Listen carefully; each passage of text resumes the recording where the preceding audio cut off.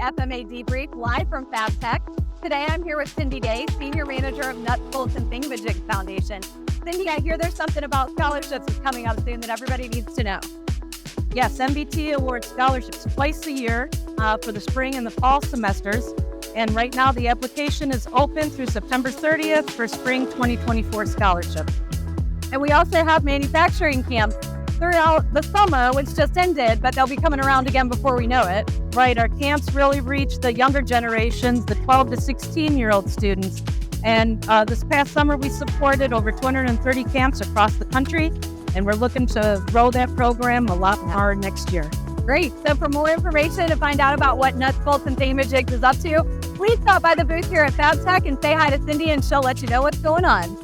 Thanks.